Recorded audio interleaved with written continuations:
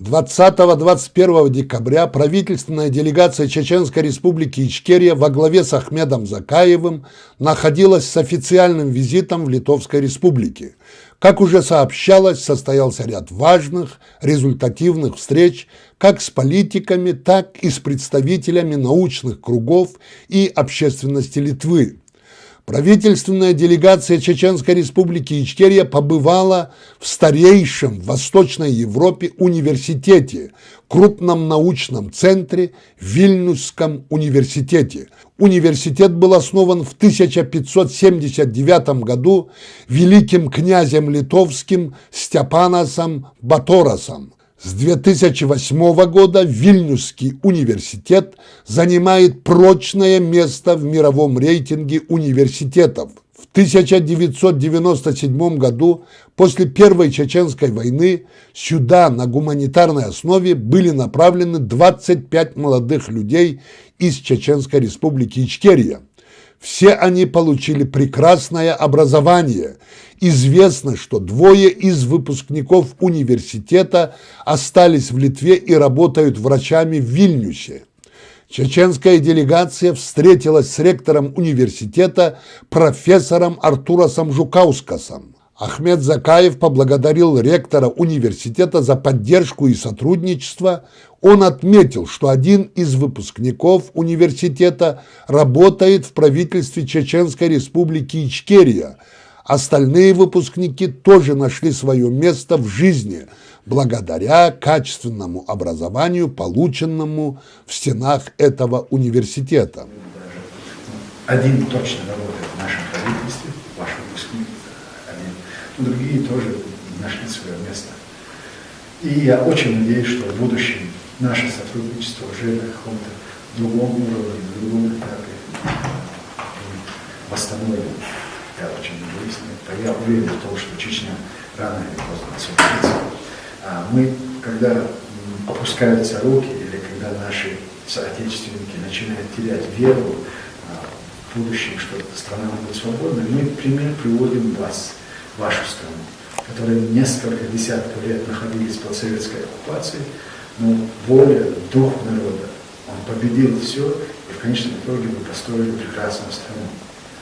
Ничего мы желаем вам всего-всего лучшего. И вы для нас являетесь очень хорошим примером, чтобы мы не теряли надежду, верили в будущее и стремились к тому, чтобы создать именно такое государство для нашего общества.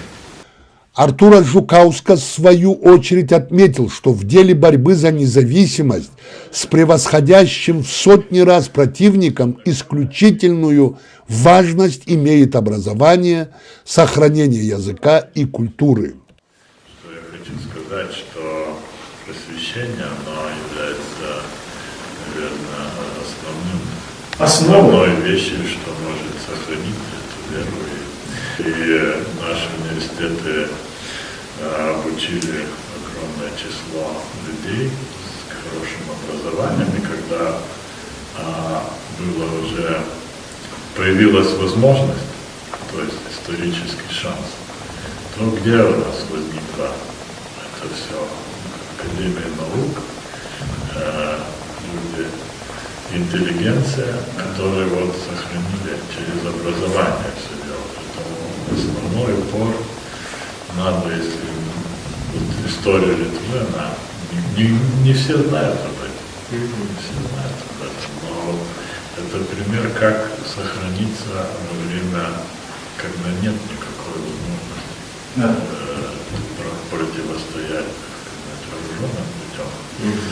Надо через образование. И очень важно, чтобы чеченский язык был в образовании, главное, на высшем уровне университетах, институтах, чтобы он не остался только в начальных школах. И тогда эта интеллигенция, которая имеет корни, культуру, понимание, она, как придет время, час выбьет, и она делает свое дело.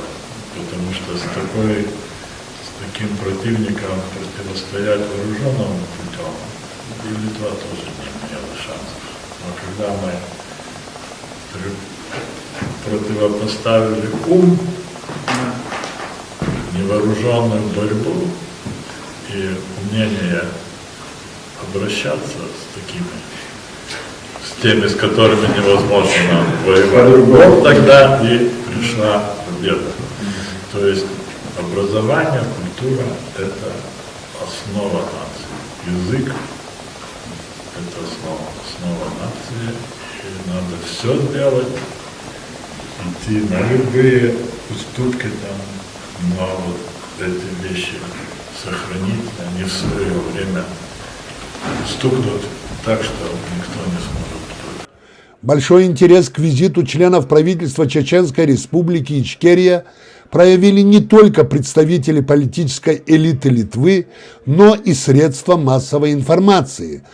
Различные СМИ присутствовали на конференции, посвященной очередной годовщине начала российской военной агрессии против чеченского народа и чеченской государственности, проходившей в Европейском информационном центре Сейма Литвы под председательством члена Сейма Жигимантаса Павильониса и сигнатора Альгирдаса Эндрюкайтиса.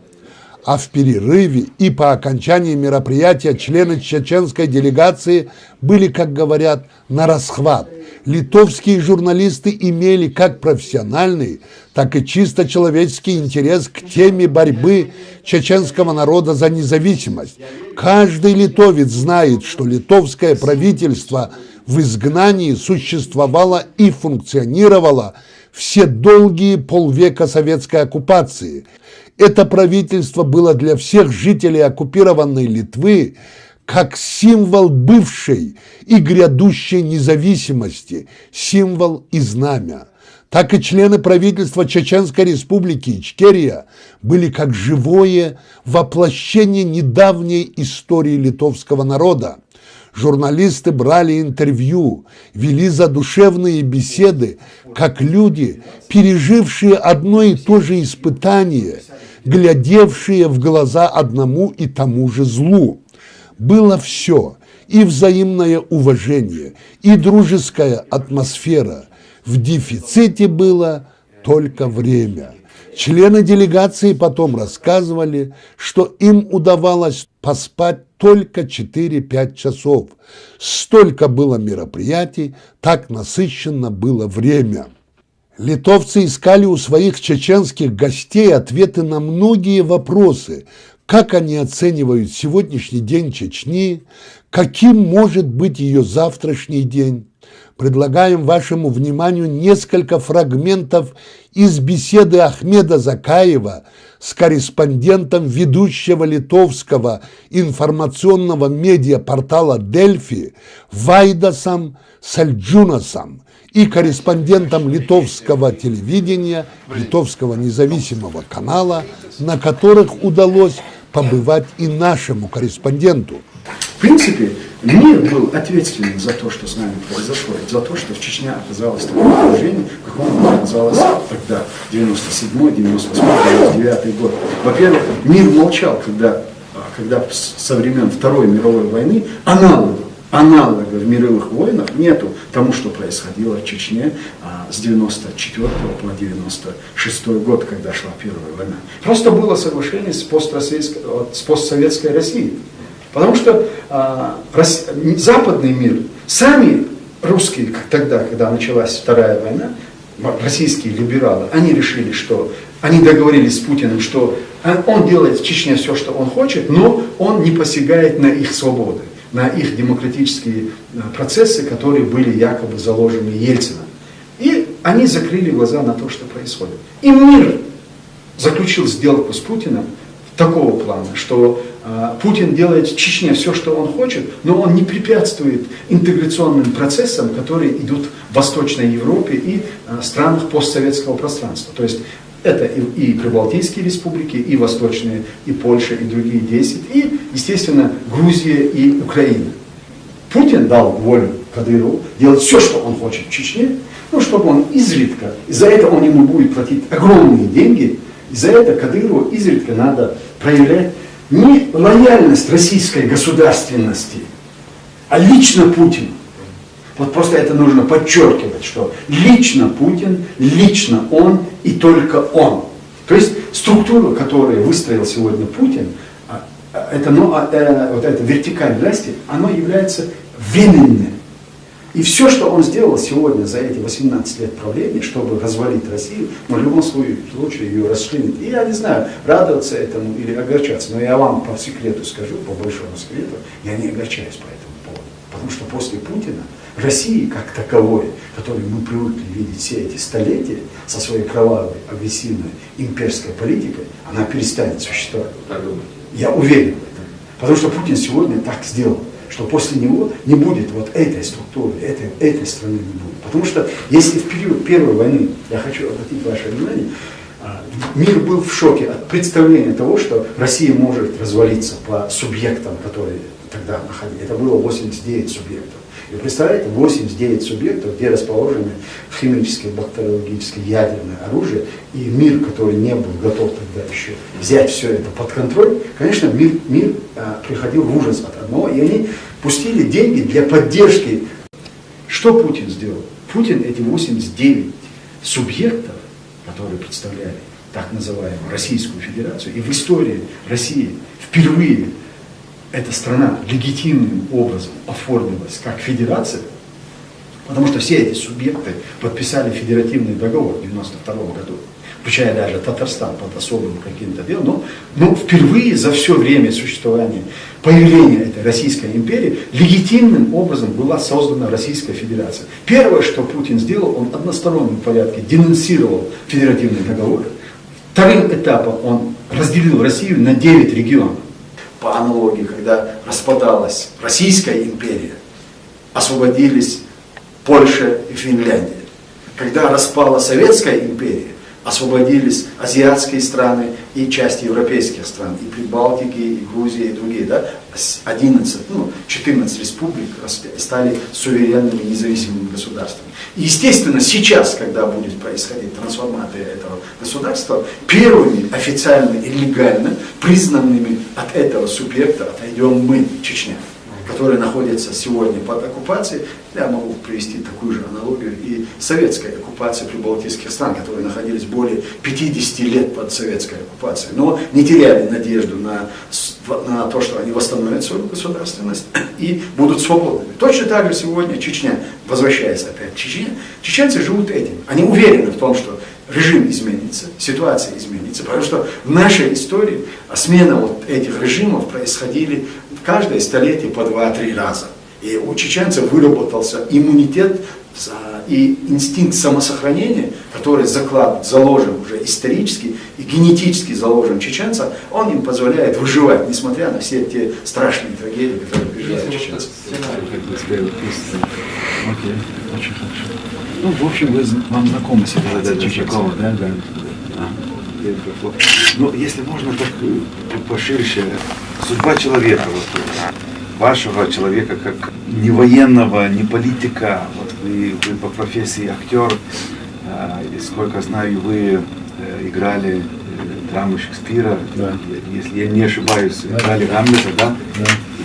И вот это... Да, студенческая работа была. Работа, да, или быть или не быть, вот как бы вот это вот лейтмотив какой-то, вот этот, который начался на сцене ваш, эти слова, которые вы произносили на сцене, и вот как бы все перешло так в жизнь, такая реальность, да? В реальность. Как вы из сцены перешли на фронт? Но так сложилось в нашей жизни, что театр это был единственная площадка, особенно в советский период, где можно было хоть каким-то образом говорить очень завуалированно, очень скрытно, от цензуры очень завуалированно можно было какие-то национальные идеи. И так получилось, что я оказался в театре. Потом завершил я высшее образование, я закончил институт актер театра. Так получилось, что я в советской армии не служил.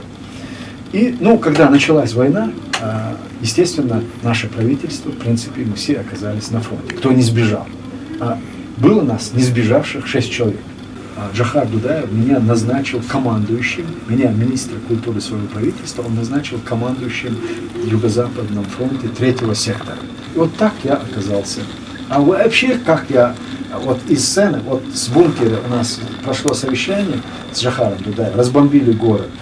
Первый бомбовый удар, Министерство культуры, у меня кабинет был на 2-м этаже здании, в этом же здании находилась мэрия. Когда я после совещания вернулся, это наполовину здание было разбомблено.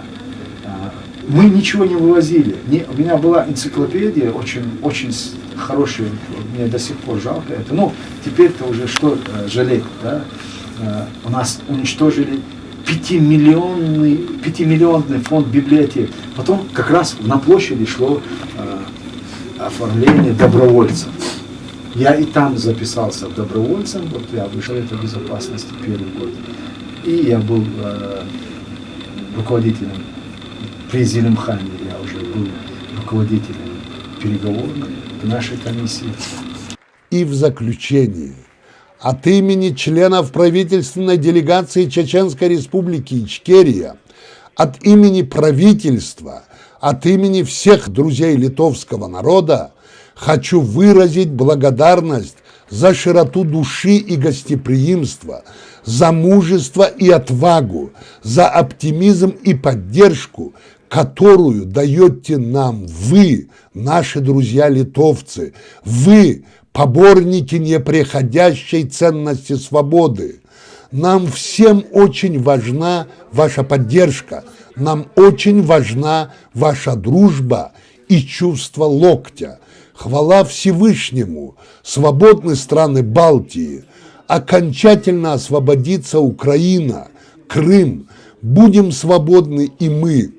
Особая благодарность и безмерное уважение, искренность и гостеприимство и высокого класса организации всех мероприятий. Наш кавказский салам парламентской группе Сейма демократической солидарности с Чеченией, возглавляемой членом Сейма, консерватором, известным политиком Жигимантасом Павильонисом. Члены делегации помнят тепло ваших дружеских рукопожатий. Спасибо, Литва, спасибо, литовцы. Пусть свобода ваша будет вечной. В 90-м в марте мы голосовали за независимость 11-го, а уже в январе 91-го Горбачев пустил танки. И я тогда был, 20 лет мне было, я там, как говорил, около башни был, там убили моих друзей из моей школы, я там со своей будущей женой стоял, пели песни. Тогда мы здесь прибегали сюда. И тут был такой литовский Тяньаньмень, нас было очень много, где-то 100 тысяч или больше, мы все стояли вокруг парламента, танки пошли, я уже видел танки на мосту, мост, который через реку идет, и они остановились. И это было конец Советского Союза и начало нашей индепенденс, потому что уже медиа просочилась во все стороны, что Нобелевские премии, как лауреат Нобелевской премии Горбачев убивает невинных людей с танками. Что такое? Горбачев должен был остановить это дело. И все, это уже по чуть-чуть пошло, наша независимость. Так это вот здесь было. И все парламентарии здесь на это время забаррикадировались, потому что мы думали, если не будет штурмовать, так это будет. А тут было очень много бензина. Тут было бы столько жертв, что Горбачев бы не отмылся. Да. И это его остановило. И это до сих пор просто остается как символ. Он не функционирует, но... как музей. Когда большие мероприятия, мы приходим, здесь какие-нибудь... какие-то важные. Церемонные только. Да.